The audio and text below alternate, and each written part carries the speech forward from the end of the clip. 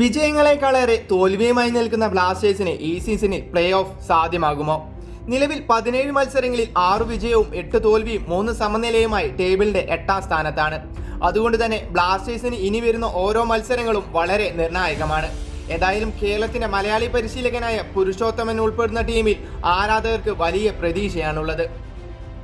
കഴിഞ്ഞ ശനിയാഴ്ച നോർത്ത് ഈസ്റ്റിനെതിരെ 30-ാം മിനിറ്റിൽ 10 പേരായി ചുരുങ്ങിയിട്ടും ആവേശം ചോരാതെ മൈതാനത്ത് പോരാടിയ ബ്ലാസ്റ്റേഴ്സ് ഗോൾ വഴങ്ങാതെ ഒരു സമനില നേടിയെടുത്തു.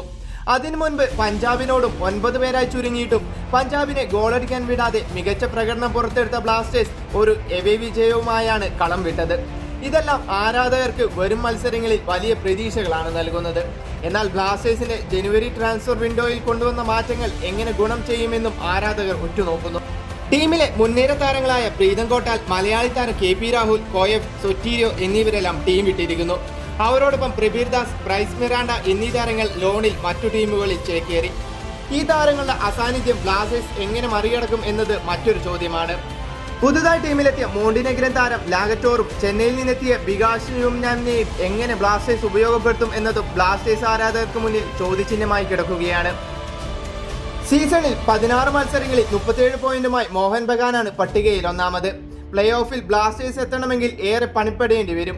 തോൽവിയും സമനിലയും ബ്ലാസ്റ്റേഴ്സിന് ഇനി ഗുണം ചെയ്യുകയില്ല. 24-ന് കൊൽക്കത്തയിൽ ഈസ്റ്റ് ബംഗാളിനെതിരെയും 30-ന് ചെന്നൈക്കെതിരെയുമാണ് ബ്ലാസ്റ്റേഴ്സിന്റെ അടുത്ത മത്സരങ്ങൾ.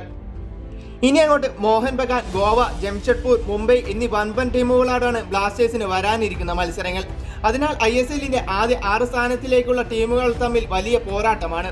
ഇത് ISLന്റെ ആവേശം ഇരട്ടിയാക്കുകയും ചെയ്യും.